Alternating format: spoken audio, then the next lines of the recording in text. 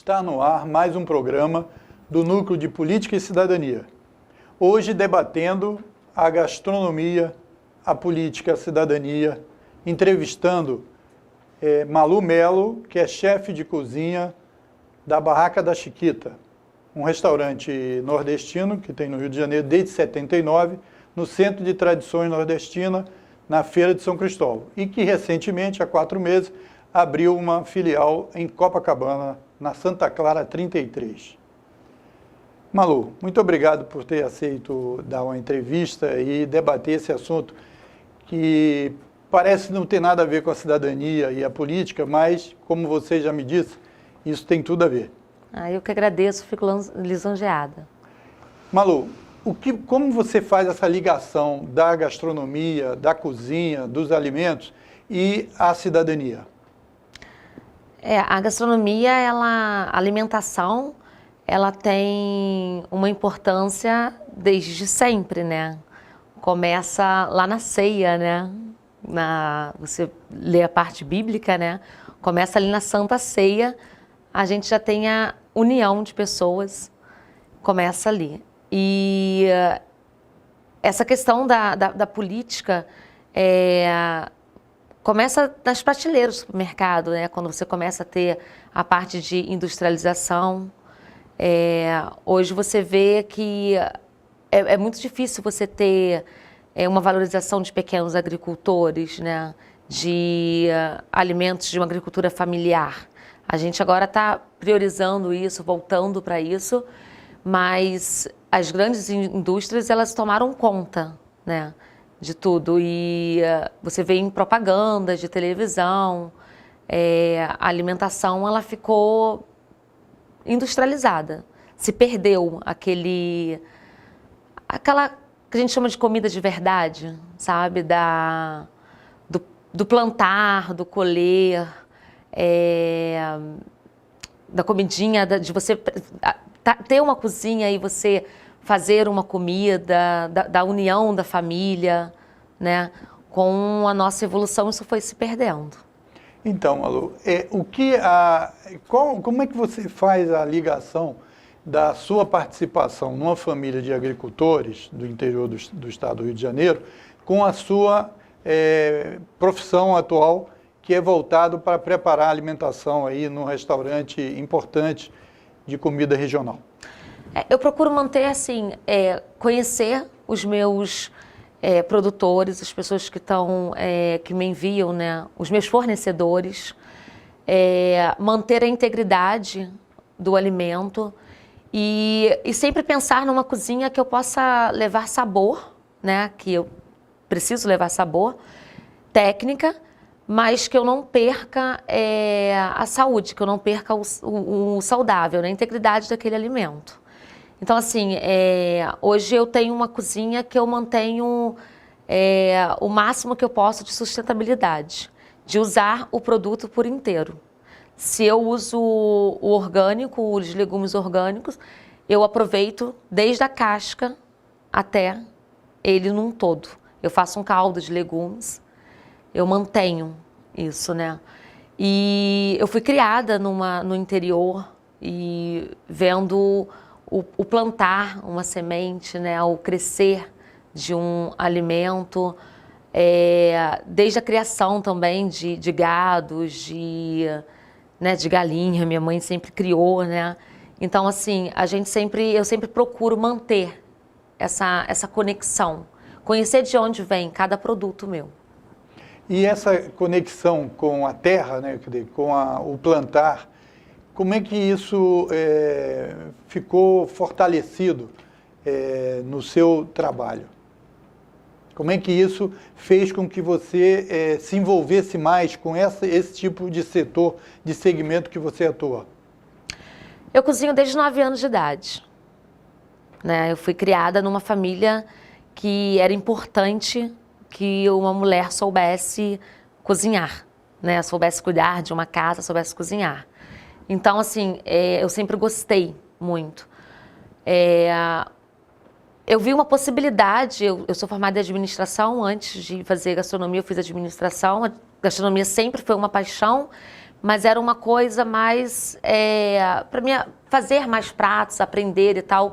Não era um objetivo de trabalhar com isso. E aí, um dado momento, eu vi que eu entrei, né, para a gastronomia e eu vi que eu poderia ajudar muito as pessoas da minha cidade dentro da gastronomia, sabe? Fortalecer, porque o segmento de gastronomia não é só o cozinhar ou só estar dentro de uma cozinha, mas é a valorização dos pequenos produtores, é mostrar de onde vem, né, essa agricultura familiar. E eu vi ali uma oportunidade de crescer ali e poder levar a minha cidade, levar a valorização. E a sua cidade é Pati de Alferes? Pati de Alferes, a terra do tomate. Ah, certo. Então, e o tomate, a produção em Pati de Alferes tem crescido ultimamente? Então, na época do meu pai, né, nós tínhamos um plantio não se usava nem orgânico, na verdade não se falava orgânico, porque não existia essa coisa toda do agrotóxico, né? E aí, com o passar do tempo, foi aumentando, né? E aí, aumentando as pragas e aumentando a questão do agrotóxico. Então, assim, hoje se diminuiu muito, né? As pessoas que começam numa agricultura de tomate na minha cidade hoje, ela não tem mais a possibilidade de crescer financeiramente como foi na época do meu pai. Isso mudou muito. E hoje você não come mais um alimento da forma como a gente comia, né? Assim, saudável, porque você come, por exemplo, um tomate achando que você está comendo um produto que tem beta-caroteno, que vai te ajudar na redução até de câncer, E não vai, porque se você come um tomate que tem agrotóxico, você está comendo veneno, entendeu? Isso se perdeu. A minha cidade hoje ele tem um solo totalmente contaminado. E que a gente tem uma política, né? Hoje existe pessoas que estão inseridas na política e que estão lá tentando resgatar isso, né? Fazer feira orgânica, incentivar esses agricultores a voltar a acreditar, né? A plantar de uma forma sem usar o agrotóxico. Mas ainda é muito pequeno isso ainda vai demorar, porque é um solo que está contaminado, então não é fácil, não é tão simples. Então, você levantou um assunto importante, que é essa questão que a gente estava falando inicialmente sobre política e cidadania e tal. Esse é um dos assuntos mais importantes, que é a contaminação, né? Pela maneira como se usa produtos químicos na agricultura. É porque assim, você tem hoje muita propaganda, né? Você tem pouca ajuda, na verdade, na política, para pequenos agricultores. Você tem pouca ajuda. Né? O que você mais tem é incentivo de você usar realmente esses produtos que é um veneno, entendeu? Então, assim, a nossa política, eu acredito que vai mudar, ela está começando a enxergar isso, mas ainda está longe. Você não tem muito incentivo. Desde a nossa fiscalização, né? Porque você vê, você toma hoje um leite se você mora num sítio, né? E eu fui criada num sítio em que o meu pai limpava a teta da vaca e pedia pra gente tomar leite de lá, entendeu? E não tinha problema nenhum, era um leite cru. Não tinha problema nenhum, não existia alergia, não tinha problema algum. Hoje tem toda uma questão de que esse leite ele passa por um processo até chegar ao mercado. Quando ele chega ao mercado, ele já não tem mais o cálcio que ele tinha, ele já eles não conseguem ter essa regularização, entendeu? E ao mesmo tempo também é perigoso você vender um leite que ele é cru, porque você não sabe também de onde que veio aquele alimento. Eu até entendo que é preciso ter essa fiscalização, sabe? Porque você não sabe de onde está vindo, é perigoso, então precisa passar por todos os processos, que hoje são processos que causam alergia. Na verdade, o que causa alergia não é, às vezes, a proteína do leite. O problema está no leite. O problema está na pasteurização. O problema está até ele chegar à prateleira. No processo de industrialização. No processo de industrialização. E também de preservação. Eles querem que o leite vá para a prateleira e demore 2 anos lá e que não estrague. Então é difícil, né? Pois é. Como é que você vai manter uma coisa... Não é uma tem coisa como. Muito natural. Agora, você você falando sobre o incentivo aos pequenos agricultores, é uma coisa importante, porque a população não sabe que o alimento que ela utiliza é principalmente dos pequenos agricultores, porque a ideia geral é de que são as grandes indústrias de alimentação mas para chegar na alimentação da população, sem os pequenos produtores, isso não era possível. Não, de jeito nenhum. Só que aí tem aquela questão deles não terem muito conhecimento, né? Então, assim, para um tomate chegar até a sua casa, ele passa por vários processos. Então, o agricultor, ele vende para o cara que vai vender para o Ceasa, que o Ceasa vai vender para um... Então, quando chega na sua mesa, você já não sabe mais o que está ali. Você não tem esse conhecimento. E o cara, e chega caro por quê? É muito caro. Chega caro porque passou por mais ou menos 3 a 4 pessoas, os intermediários, entendeu? Então, assim, se você comprar direto do seu agricultor, ou se você tiver uma política em que, por exemplo, eu tenho um restaurante e eu uso, sei lá, 800 quilos de tomate por mês, e eu tenho o meu agricultor, que eu incentivo ele a produzir isso para mim, diretamente para mim, eu tenho algo saudável e eu ainda mantenho ele, entendeu? Eu consigo uma política de que eu consigo manter. Ele não vai ter desperdício, ele não vai ter perda nenhuma, ele vai plantar aquele tomate para mim. O ideal, o mundo maravilhoso seria esse. Então, quer dizer, a definição e a discussão e a participação da sociedade na discussão de políticas públicas de incentivo aos pequenos produtores é uma coisa... Você está dizendo que você saiu de Pati de Alferes, agora você está na segunda cidade do Brasil, comandando a cozinha de um restaurante importante, mas você não esqueceu a sua raiz. De jeito nenhum. Não, de jeito nenhum. Eu vejo hoje, eu fui subindo escadinhas, né? Então, o meu ideal é poder levar esse retorno para a minha cidade. Contanto que eu tenho alguns fornecedores que começaram, agricultores de cogumelo, por exemplo, que eu tenho lá, e que eu incentivei e apresentei para alguns chefes. E a gente tem esse pensamento, sabe? De ajudar a minha cidade, claro. Então, essa ligação tua com a gastronomia, com o seu trabalho, você estava me dizendo que você faz uma cozinha de verdade. Como é que você poderia explicar melhor? Uma comida de verdade. É uma comida de verdade. É uma cozinha de verdade e produzir a alimentação que você considera de verdade, com sustentabilidade. O que você poderia nos falar para os nossos telespectadores sobre isso? Então, quando a gente fala de orgânico, né, assim, é uma percepção minha, né? Quando eu falo de sustentabilidade, quando eu falo de orgânico, eu falo de um segmento que ele não vai só o produto que eu compro ser orgânico.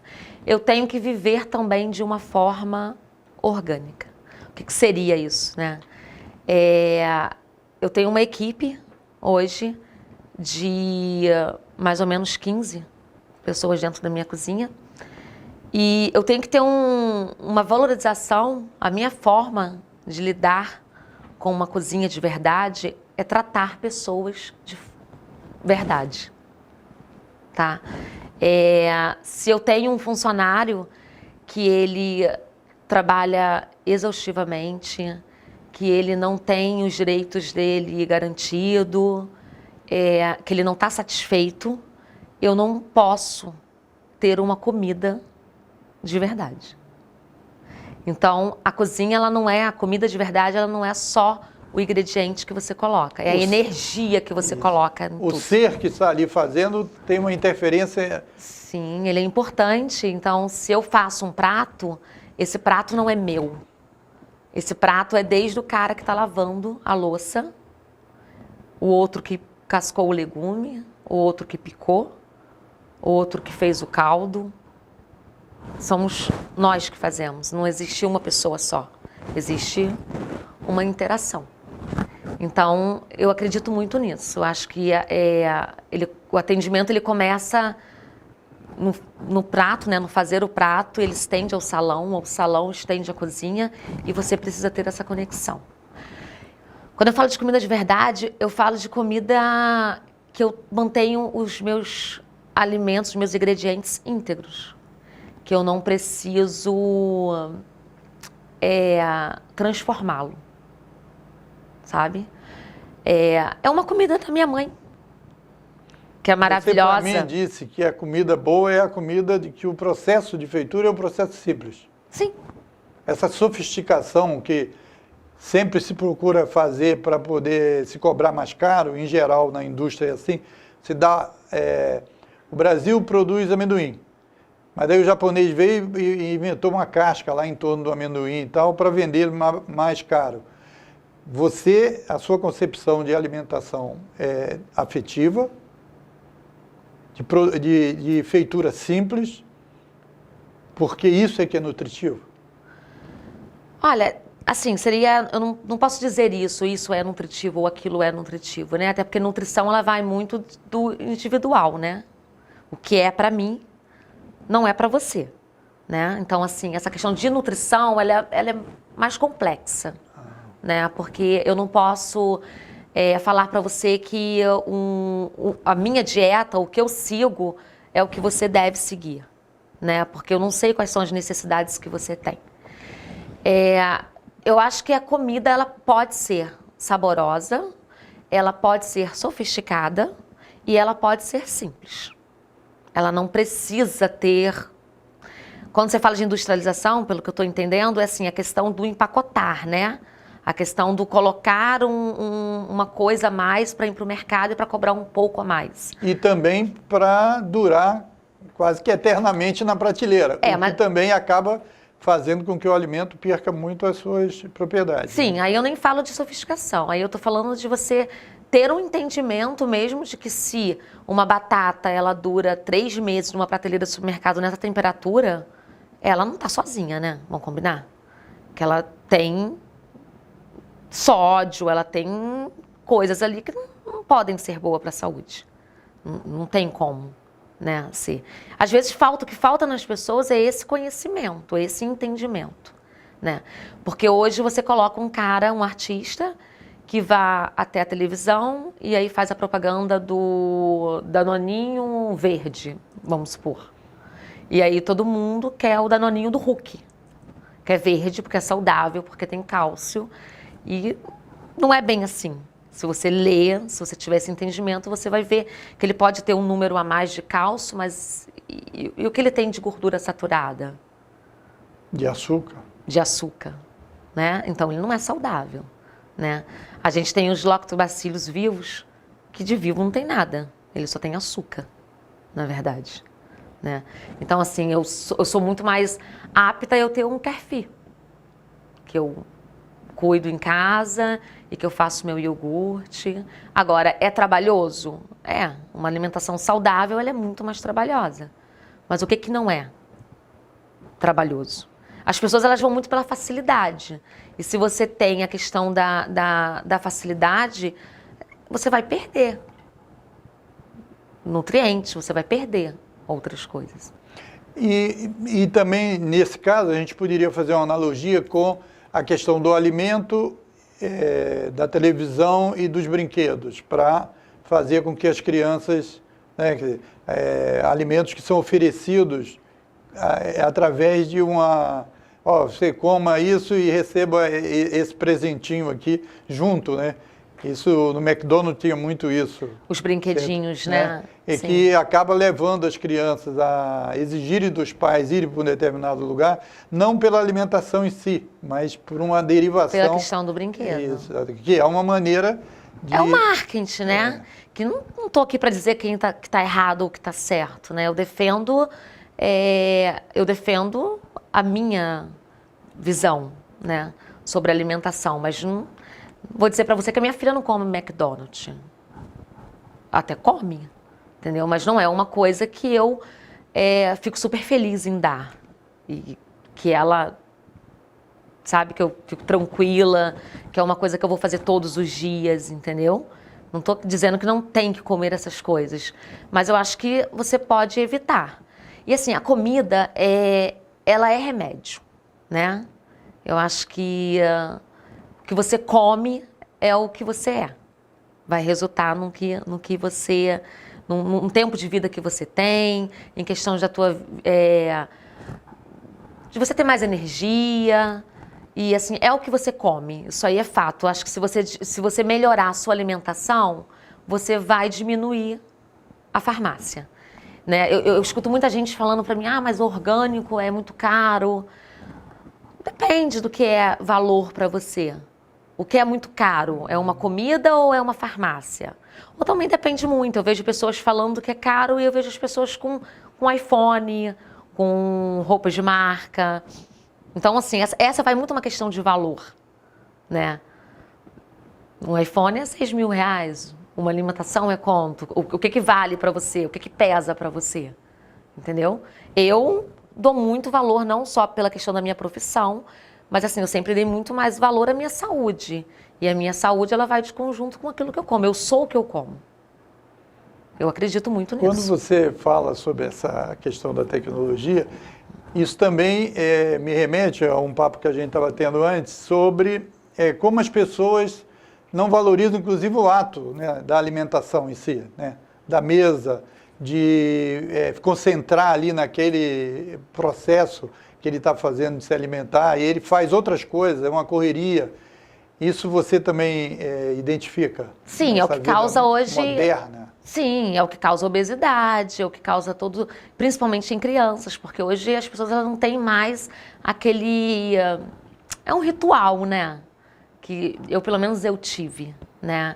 De você ter o café da manhã, de você tomar um café da manhã junto com a sua família, de você agradecer, de você almoçar. Eu sei que hoje tem um corre-corre, as mães trabalham, os pais trabalham, o pai trabalha. Pelo menos uma vez deve-se fazer isso ou mais. Eu acredito que sim, eu acho que isso fortalece, torna principalmente as crianças, né? Porque tá numa formação, se sentem tão inseguras, né?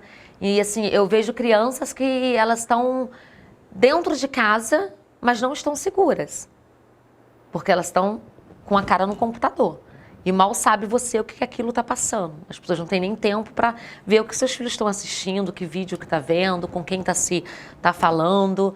E eu acho que o conversar, o compartilhar, a mesa, a cozinha une isso, sabe? Eu tenho uma filha e a Maria Clara, ela no início, ela tinha muita dificuldade, assim, ela tá ficando gordinha. Ela é uma criança que ela gosta muito de computador. Ela vai fazer 13 anos agora, mas assim, até mais ou menos os 9, 10 anos dela, gostava muito e gosta ainda muito de computador. Não é muito de esporte. Eu tenho uma outra que adora o esporte, mas ela não é. Gosta muito de doce. E assim, eu vi um dado momento em que ela estava engordando, e eu comecei a ver que eu iria ter um problema com isso, né? Um problema de autoestima, um problema de saúde mesmo, sabe? E aí eu falei assim, cara, como é que... Todas as vezes que eu chegava e eu falava para ela que era para ela comer menos, que ela tinha que parar de comer, e aí brigar, eu via que cada vez mais ela comia. E quanto mais eu batia nisso, mais ela comia. E aí eu falei, bom, tenho que parar e eu vou fazer o quê? Eu vou levar ela para dentro da cozinha. Então eu comecei a fazer o jantar e a chamar ela para fazer a salada. A salada hoje é com você, né? Não gosto. Mas vamos fazer, ajuda a mamãe a fazer. E aí ela começou a comer, porque ela queria comer aquilo que era dela. Então quando você começa a dar essa valorização, a criança, ela... Sabe, abre um novo mundo, né? Sim, ela acha o máximo, porque ela está fazendo ela está fazendo uma coisa, sabe? Foi eu quem fiz a salada, foi eu quem fiz a comida, sabe? Você começa a dar essa credibilidade para a criança, essa valorização, e aí ela começa a querer comer, porque foi ela quem fez. E a Clara, ela diminuiu muito, assim, hoje ela tá ótima e come bem e tal, mas é difícil, não é simples. Dá trabalho. Educar dá trabalho, né? Mas muito interessante essa experiência da Malu, porque a gente sabe, tem vários vídeos, inclusive, sobre isso, de que muitas crianças dos centros urbanos e tal, elas não conhecem os alimentos, né? Ela olha aqui, o que é isso aqui? O cara não sabe que isso aqui é um tomate. Ela fala já tem pimentão, não sei o que é pimentão, não conhece nem o formato do pimentão, a cor e tal. Então é muito importante essa experiência concreta da criança. Em muitas escolas públicas isso está sendo feito, né? Botar as crianças para isso. Hoje nós temos no Rio de Janeiro, a gente tem horta urbana, né? A gente consegue levar isso para dentro das escolas, né? Eu acho que ainda não existe todas as escolas, mas assim, já tem escolas que conseguem ter uma horta, até mesmo porque essa horta, ela ajuda, né, dentro da escola. Então tem muita coisa em questões de gastos mesmo, você colhe as suas ervas, o seu alimento ali. Isso eu acho que teria que ser uma coisa que a política, sabe, deveriam colocar. Você ter uma horta comunitária, né? Mas a gente já vê, aqui no Rio, você já consegue ver as pessoas sendo inseridas nisso, né? E assim, porque a criança, ela pensa que ela come o ovo, que o ovo nasce da caixa, lá do mercado. Pegou no mercado. Né? Ela não sabe de onde que vem aquele alimento. E assim, isso acaba fazendo com que a criança também ela não valoriza, né? Porque aquilo que você tem muito, você não valoriza. Isso é... Eu percebo isso hoje, né? Acho que você vai... a idade vai chegando, você vai ficando mais madura, né? E aí você começa a perceber... Eu fui criada no interior e eu não dava o menor valor na minha época de adolescência. Eu nasci num sítio em que nós tínhamos água nascente, né? Nós tínhamos nascente... Quase água mineral, né? Então assim, água para mim era algo infinito, né? Eu lembro que nas minhas lições de escola, o que é infinito? Água. Quanto que eu ia pensar que nós poderíamos deixar de ter água? Nunca, né? E assim, eu vejo que hoje virou um hábito, assim, hoje eu estou me reeducando, as minhas filhas, elas estão me reeducando. Porque como eu nunca tive muito essa questão de desperdício, porque para mim era... Eu ligo o chuveiro e deixo o chuveiro, e aí vem minha filha... Né? Quando minha filha tinha 4 anos, ela chegava para minha mãe. Mas aí, quando eu crescer, eu não vou ter água. Nossa, isso é uma... Né? E aí, você está certa? Mas assim, foi de um dia para o outro? Não. Só que são coisas fortes que vai batendo, né? Então assim, hoje, todas as vezes que eu ligo o chuveiro, vem aquela... Eu penso, né? E aí a gente vai se reeducando, a gente vai se reconectando, né? Voltando que não é bem assim. Eu acho que a questão da criança conhecer o alimento é mais ou menos isso também, sabe? Ela começa a valorizar aquilo que ela sabe de onde que veio, entendeu? Se você tiver... Eu não falo nem de criança, eu falo de uma forma geral, assim, as pessoas, elas não têm noção do trabalho que é para uma comida chegar à sua mesa, entendeu? Eu não digo de grandes indústrias que pegam suas galinhas e colocam lá em cativeiros e que... e que não sai do lugar, tô falando né? disso, Só põe né? a luz em cima dela. Né? Não tô falando disso. Eu tô falando do você criar mesmo, sabe? Do você dar o milho, acordar todos os dias, de você dar o milho, sabe? Do você ir lá e plantar e esperar crescer. Demora. E aí você espera crescer e aí você colhe, sabe? As pessoas não têm noção que para chegar à sua mesa... É um trabalho. Quando você senta num restaurante, para aquele prato chegar até você, teve várias etapas, sabe? Ele imagina que é só ele ter o dinheiro para comprar aquele alimento e não percebe toda a cadeia que está por trás. Isso você quer dizer? Exatamente. E como a sociedade está envolvida naquele prato, né? Exatamente. São agricultores que entram nessas políticas. São vidas, né? Isso, são vidas. E isso que você falou da água, que você falou do agrotóxico, você falou uma série de coisas que que estão ali de alguma forma envolvidas, né? Quer dizer, que esse é um processo que a sociedade, eu acho que tem um certo interesse em ficar na superficialidade, né? Porque mais cômodo, né? Exatamente. Você a superficialidade do amigo, né? Hoje, o que é amigo? É o cara te aceitar de amigo no da Facebook. forma que você é. Não, e te aceitar no Facebook. Eu tenho 300 amigos, boa parte eu nem sei quem é. Então é uma coisa de superfície. Eu acho que isso que você está falando, dessa sua ligação direta, inclusive com a produção mesmo.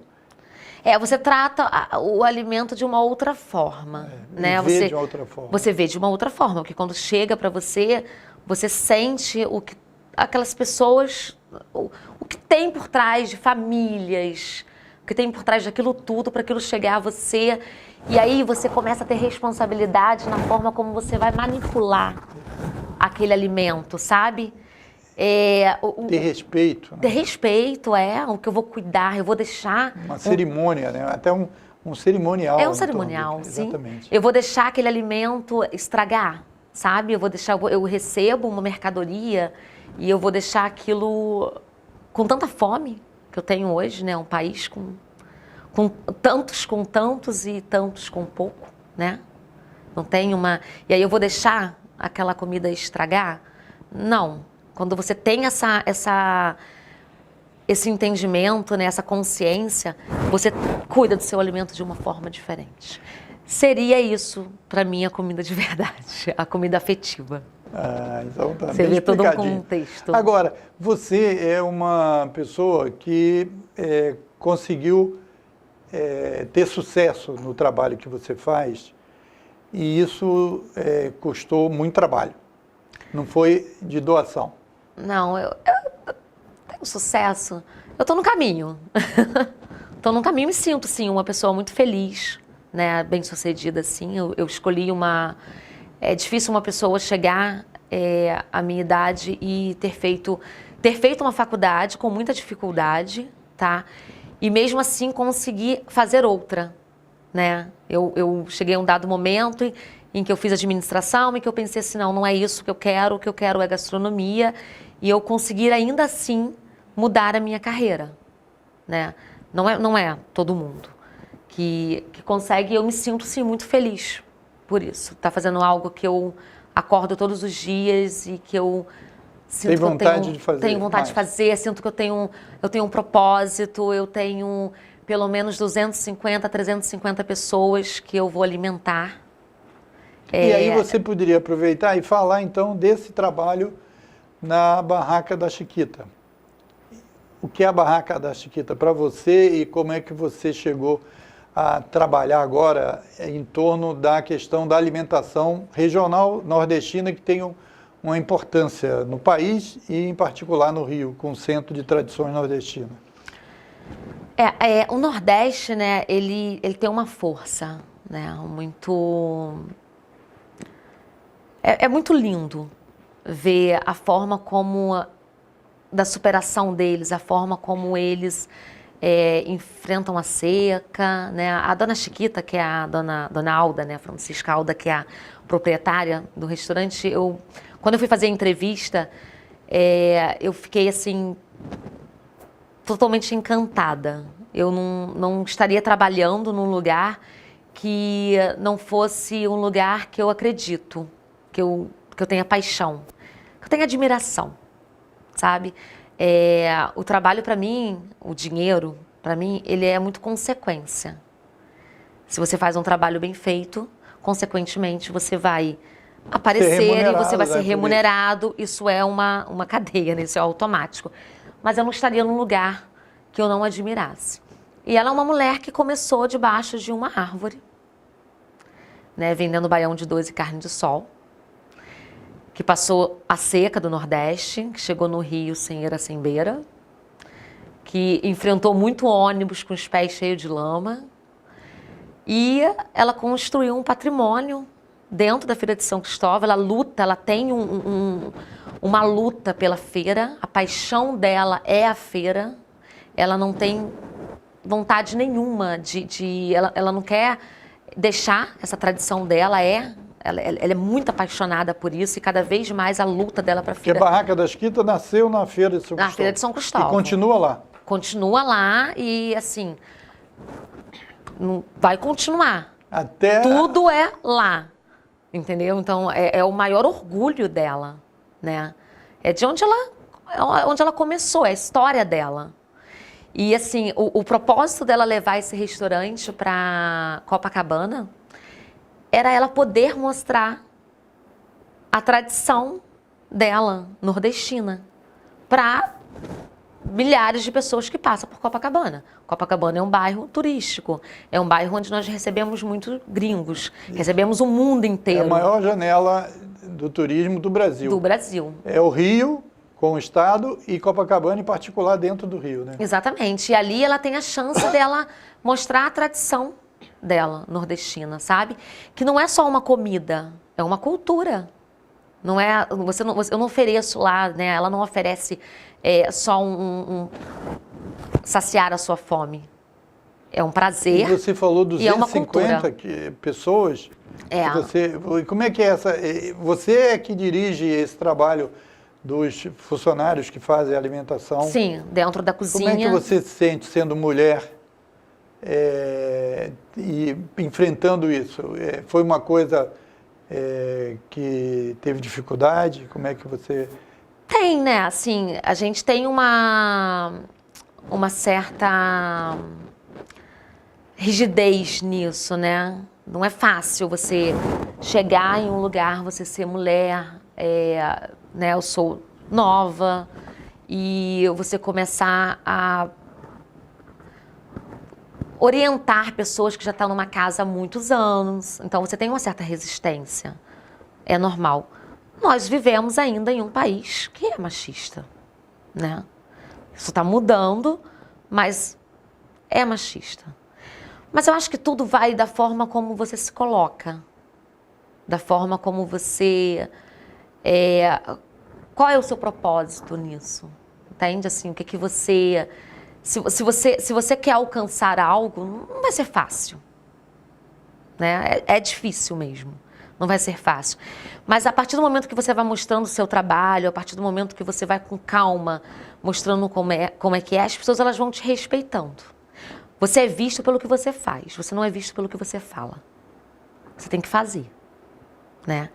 E ao mesmo tempo, assim, eu me sinto muito honrada, porque a maioria da minha cozinha hoje eu só tenho 2 cariocas dentro da cozinha. Que um mora em Niterói e um mora na Rocinha. Todos os outros vieram do Nordeste, são todos nordestinos.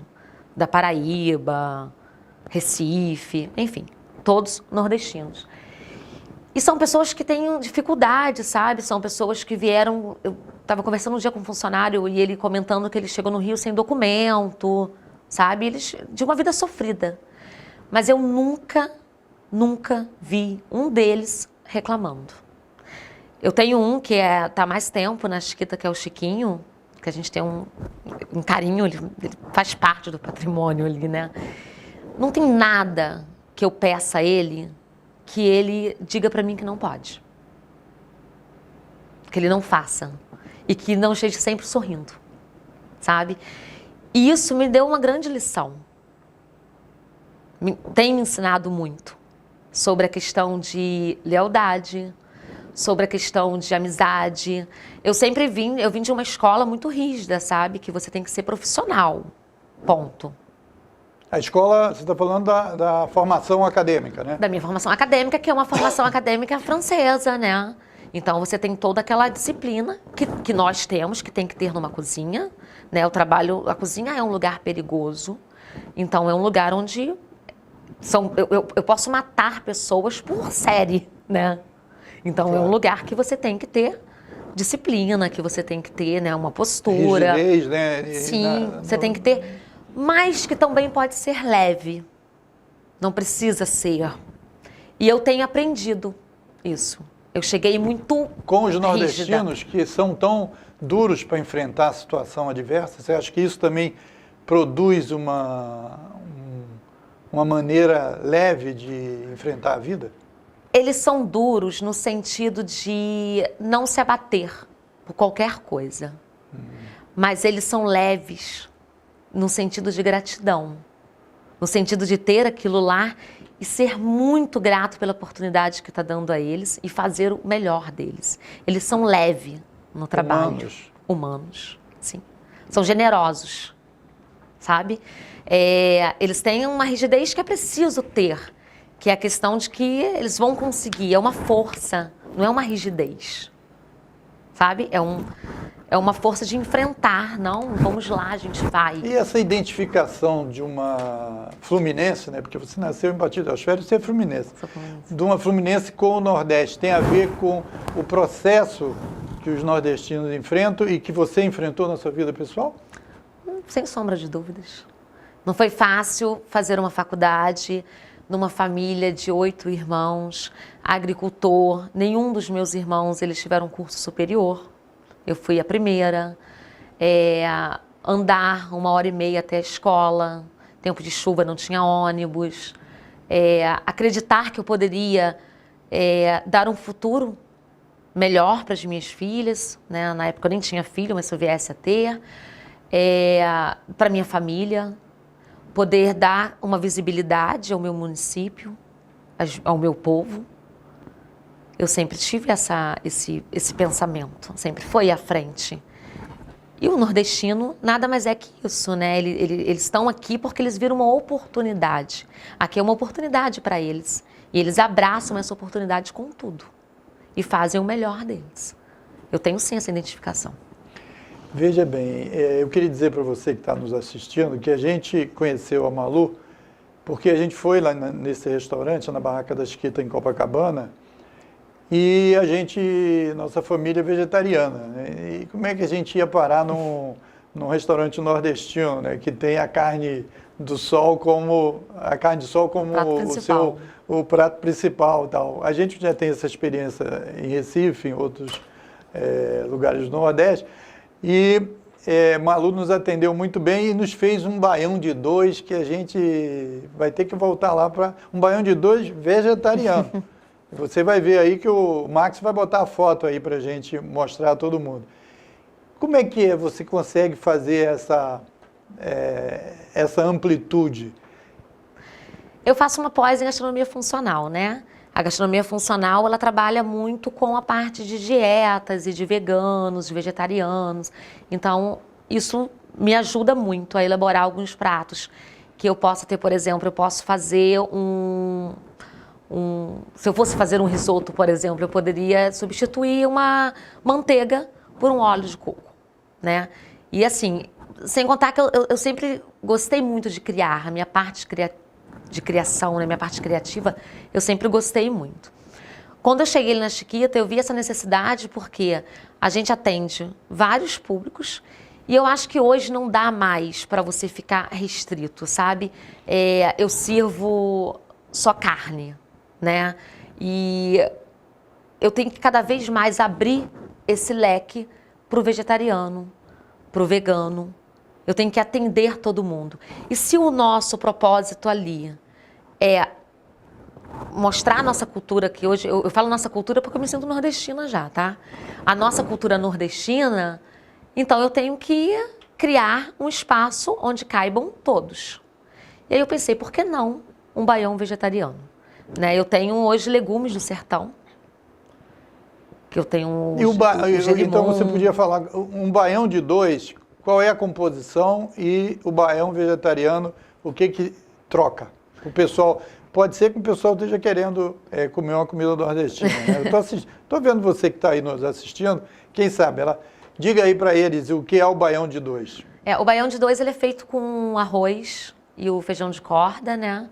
A gente refoga ele com cebola, pimenta de cheiro, coentro e o bacon, né? Tem alguns que colocam linguiça, colocam outras coisas, mas o nosso tradicional lá a gente faz com o bacon e a gente coloca a nata. Ou não tendo a nata, a gente coloca o creme de leite. No nosso caso, a gente procura trabalhar com um baião que é realmente original do Nordeste. A gente procura sempre manter essa originalidade. E a gente usa... Hoje a gente não tem a nata aqui no Rio, é difícil a gente conseguir. Então a gente usa um creme de leite que ele é bem próximo. Ele faz o papel da nata. Faz. E o vegetariano, o que modificou aí? O vegetariano eu uso feijão de corda, eu uso sem o bacon, né? Sem cozinhar com bacon, eu uso arroz e aí eu uso legumes que eu tenho à minha disposição, né? Eu sempre tenho abóbora, que é o gerimum, a batata roxa, não é sempre que eu consigo, mas quando está em época eu consigo, eu tenho. Eu uso o orgânicos da Fátima, então eu sempre tenho uma cenourinha, uma beterraba, eu coloco esses legumes. O nosso maxixe, que é nordestino, que a gente não pode deixar. Quando eu tenho um quiabo, eu também coloco um quiabo. Então eu faço essa junção, eu substituo a carne, que seria o baião iria com uma carne de sol, né, o bacon, essa proteína, eu substituo para o baião, pelos legumes. Se eu tenho vegetariano, eu coloco até um ovo. Se ele não tiver, ele, né, puder... Se ele incluir, né, o ovo. Incluir o ovo na alimentação dele, eu coloco um ovo também, que é um ovo caipira, a gente põe um queijinho coalho. Quando não, a gente deixa mesmo só a gente coloca coentro, coloca só os temperos e os legumes. Agora, nós também, lá, eu estou aqui, teve uma cartola lá, que é uma coisa, que é uma sobremesa nordestina, você que não sabe. E fale daquela cartola, que coisa maravilhosa. A gente usa o queijo manteiga ou o queijo coalho, no seu caso foi o queijo coalho que você pediu. Foi. Né? E a gente assa a banana na brasa. O restaurante nosso lá, ele tem uma churrasqueira dentro da cozinha, uma churrasqueira que não é elétrica, é carvão. Né? Então, assim, tudo nosso é feito na churrasqueira. É um forno?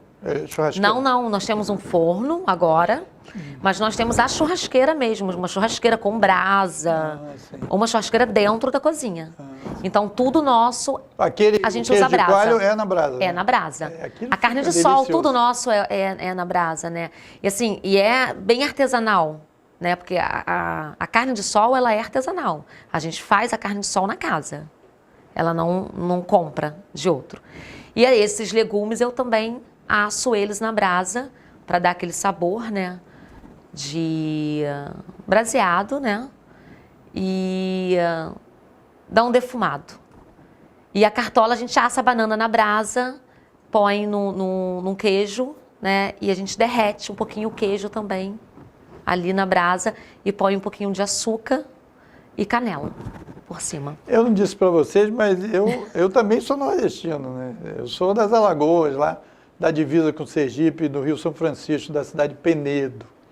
Então, agora, Malu, a gente está encerrando a nossa entrevista, que foi delicioso aqui estar com você.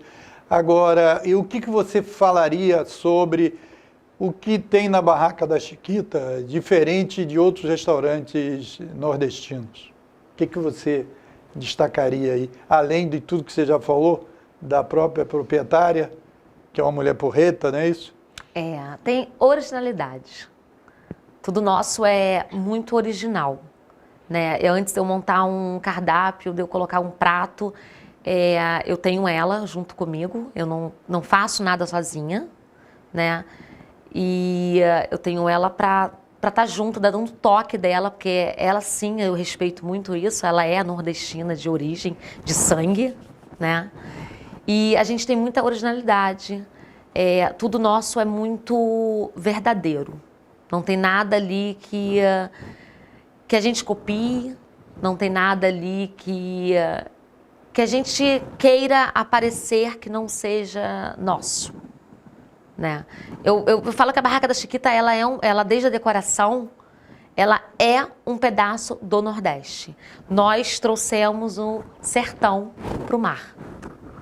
É isso. Isso. Então, eu vou deixar para você, pode ser que a gente não tenha conseguido ter a abrangência que a gente tinha imaginado no início, mas você, para ter as suas últimas palavras, você pode olhar ali para a câmera diretamente, o que você gostaria de falar, além de tudo que a gente já falou. Eu fiquei maravilhado com a sua presença aqui, com a sua entrevista.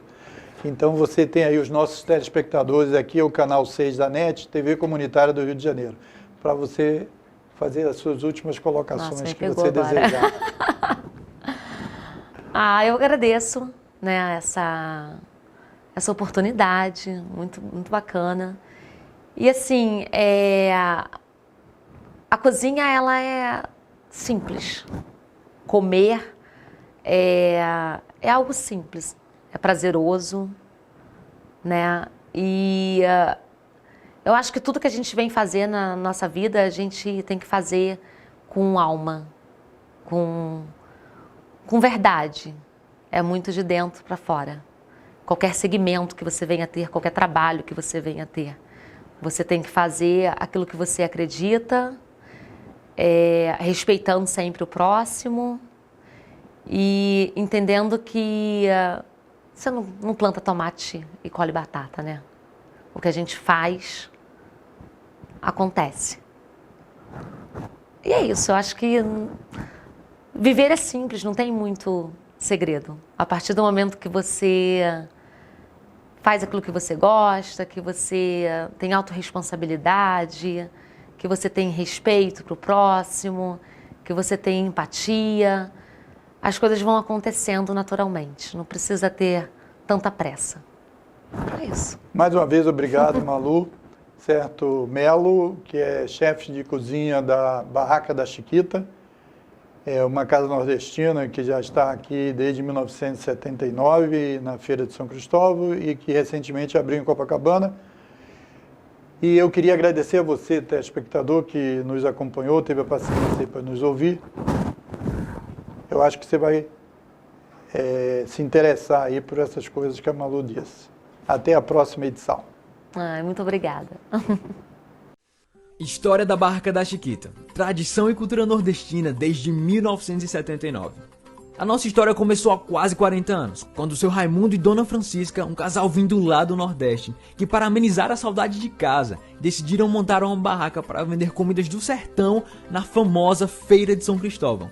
Em 1980, com o sucesso da sua barraca, ela resolveu homenagear os vários franciscos de sua família, batizando seu negócio com o nome Barraca da Chiquita. Daí em diante o negócio só fez crescer, até que em 2003 passou a ocupar a parte interna do pavilhão, com ótimas instalações, um ambiente alegre, decoração temática e mais variedade de comidas nordestinas, o que permitiu oferecer uma experiência com mais opções, conforto e serviço aos nossos clientes. Em 2015, montamos um food truck para participar de festas, feiras e eventos, e em 2017, abriremos um restaurante em Copacabana com 120 lugares, dando início ao processo de expansão da marca. Chegamos até aqui porque desde o início respeitamos e valorizamos a nossa cultura, clientes, parceiros, fornecedores e equipe. Então venha nos visitar e conheça de perto as nossas delícias nordestinas.